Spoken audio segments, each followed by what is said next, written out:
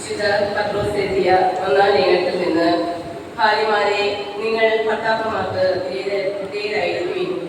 വചനമനുസരിക്കാത്ത ആരെങ്കിലും ഉണ്ടെങ്കിൽ അവരെ വാക്കുകൊണ്ടല്ല പെരുമാറ്റം കൊണ്ട് വിശ്വാസത്തിലേക്ക് ആനയിക്കുവാൻ ഭാര്യമാർക്ക് കഴിയും. അവർ നിങ്ങളുടെ ആദരപൂർവകവും നിഷ്കളങ്കവുമായ പെരുമാറ്റം കാണുന്നത് മൂലമാണ് ഇത് സാധ്യമാവുക. ഭാഗ്യമോണികളായ പിന്നിയ മുടിയോ സ്വർണ്ണാഭരണമോ വിശേഷ വസ്ത്രങ്ങളോ അല്ല നിങ്ങളുടെ അലങ്കാരം.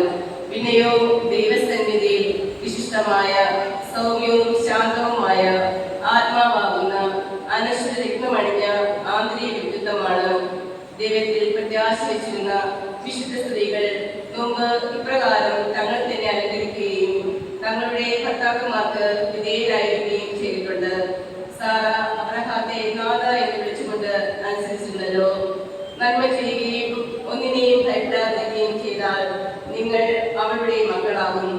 ഇങ്ങനെ തന്നെ ഭർത്താക്കന്മാരെ, നിങ്ങൾ വിവേകത്തോടെ നിങ്ങളുടെ ഭാര്യമാരോട് ജീവിക്കുവിൻ. സ്ത്രീ ബലഹീന പാത്രമാണെങ്കിലും ജീവദായകമായ കൃതയ്ക്ക് തുല്യ അവകാശം എന്ന നിലയിൽ അവളോട് ബഹുമാനം കാണിക്കുവിൻ. ഇത് നിങ്ങളുടെ പ്രാർത്ഥനയ്ക്ക് തടസ്സമുണ്ടാകാതിരിക്കാൻ വേണ്ടിയാണ്. നിങ്ങളെല്ലാവരും ഹൃദയൈക്യവും അനുകമ്പയും സഹോദര സ്നേഹവും കരുണയും വിനയവും ഉള്ളവരായിരിക്കും. തിന്മയ്ക്ക് തിന്മയോ നിന്ദനമോ പകരം കൊടുക്കാതെ അനുഗ്രഹിക്കുവിൻ. അനുഗ്രഹം അവകാശമാക്കുന്നതിന് വേണ്ടി വിളിക്കപ്പെട്ടിരിക്കുന്നവരാണല്ലോ നിങ്ങൾ. കർത്താവിന്റെ വചനം. പ്രതിവചന സങ്കീർത്തനം. കർത്താവിനെ ഞാൻ എന്നും പുകഴ്ത്തും. കർത്താവിനെ ഞാൻ എന്നും പുകഴ്ത്തും.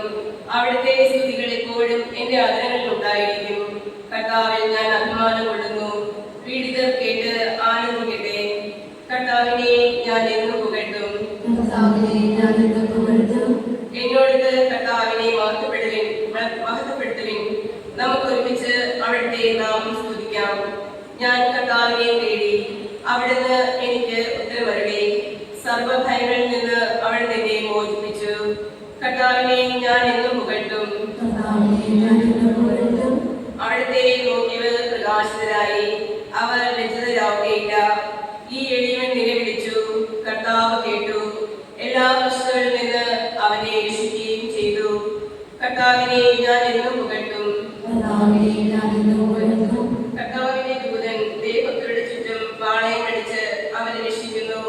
കർത്താവ് എത്ര നല്ലവനെന്ന് തിരിച്ചറിയും. അവിടുത്തെ ആശ്രയിക്കുന്നവർ ഭാഗ്യവാൻ. കർത്താവിനെ ഞാൻ എന്നും പുകഴ്ത്തും.